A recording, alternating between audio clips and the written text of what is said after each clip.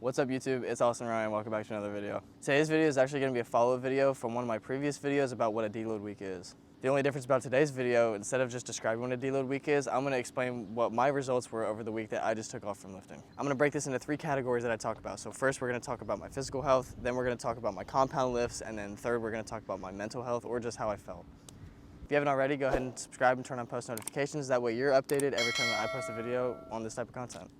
Right now the schedule is every Monday and Friday Eastern time at 5 p.m.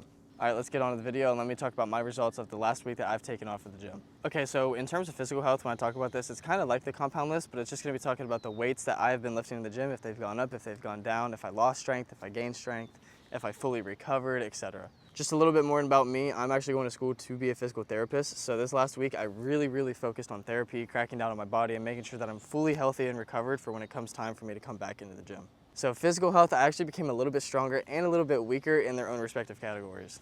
What I mean by that is that my body didn't get used to the motions that I was once doing when I was in the gym, but when it came to my body coming back to understanding how to do those motions, I started getting a lot stronger. For example, just today's lift actually. Before today, my max lift for dumbbell incline press was 65 for 8 or 65 for 10, it was one of the two. And today I actually ended up pressing the 70s for 12.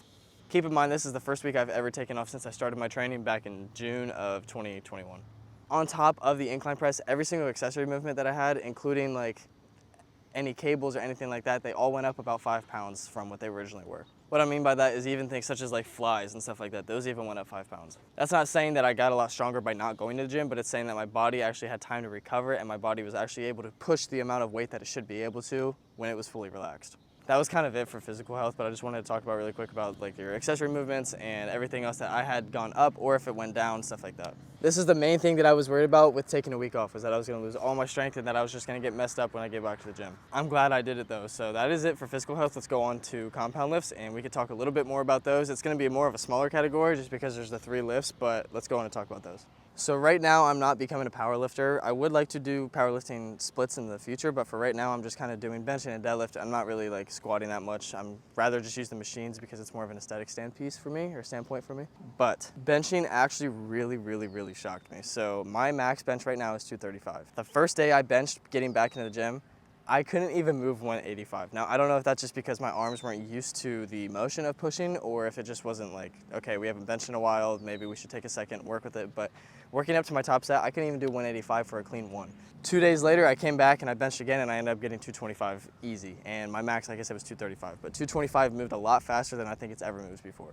Now, the reason being for this is because I believe that once you take a week off or once you take some time away from doing something that requires a lot of form, then your body's just not used to it. Not that you're not strong enough to do it, but that your body's just not used to what it feels like. Squats, like I said, I kind of stick away from the squats just because I like the aesthetic standpoint. I like to be aesthetic or try to be aesthetic as possible. And squats are more or less just for strength. They will build you really well, but if you stick to stuff such as the hack squats and the pendulum squats and stuff like that, even the leg press, it's a lot better for building an aesthetic body on your lower half than it is if you were to just back squat. I have back squatted before. I always have kind of like stuck with that, but I am in the 1,000-pound club, so that's all that really matters to me now.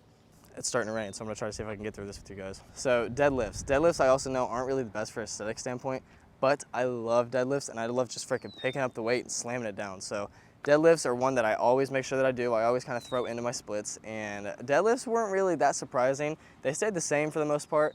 So my max right now is 405 sumo and 405 conventional. I haven't really tried any weight above that, but those are my maxes for both forms. I understand they work both different muscles, and I understand that sumo and conventional, there's a big controversy between those two. But if you aren't aware, sumo works more of your hamstrings and conventional works more of your erectors and your back. Getting back into deadlifts though, I struggled a little bit at first. I think it's just, again, with the benching, just another form thing, but I ended up getting 4 or 5 easy for both forms.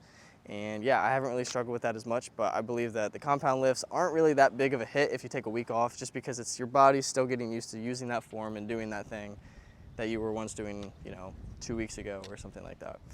All right, now on to the worst section. The one that I was affected with the most is gonna be our mental health and kind of just overall body health, not physical, but in a mental standpoint. All right, so on to mental health. Mental health is one thing that I actually really struggled with this last week not getting into the gym. For some of you, you guys might think that what I mean by that is that I just couldn't stay out of the gym and it was just driving me crazy. Now, yes and no. I really wanted to go to the gym, but I didn't feel good at all just because I was sick. So I was like, let me just give myself the week and then I'll be back in there. What I mean by not feeling good and driving me crazy was the fact that I could not keep weight to save my life. Like I said, I was sick, so I was eating less, I had less water in me. All of my intakes went down probably about 50 to 60%. My overall body weight in the last week when I was like not lifting went from 165 pounds all the way down to 153 pounds. So in 1 week, off of not eating as much and not drinking as much, I ended up losing 12 pounds.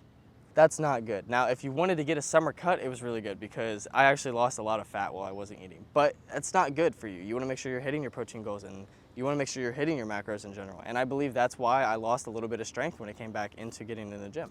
You guys got to realize 12 pounds is a lot of weight to lose in a week. On top of that, my motivation kind of got killed as well. I was home and I really didn't want to post as much. I really didn't want to do as much on social media. I believe it's kind of all just because of that like lacking mindset that you get when you just become lazy. And I hate that feeling. I hate feeling lazy and I hate not being able to make a change for other people. But this is kind of a good example to show that when you get lazy, you start doing lazy things. And when you start doing lazy things, you just start falling behind other people. And then that's when you're not your best you. And you always want to be your best you. Much quicker video today, but I really wanted to update you guys on kind of what previous video that I did that I was talking about with, you know, should you take a deload week or is a deload week for you? I think by me doing this myself kind of helps you guys have an example. That way you should decide if you want to take a deload week or not. Or if you want to take a deload 2 week, 3 week, or a couple days, something like that. By showing you my results, I kind of feel as if that'll help you make a decision based on what I've been through. With that being said, I hope this video helped you in some way. Thank you so much for watching, and I'll see you in the next one. Yeah, you wonder my motivation.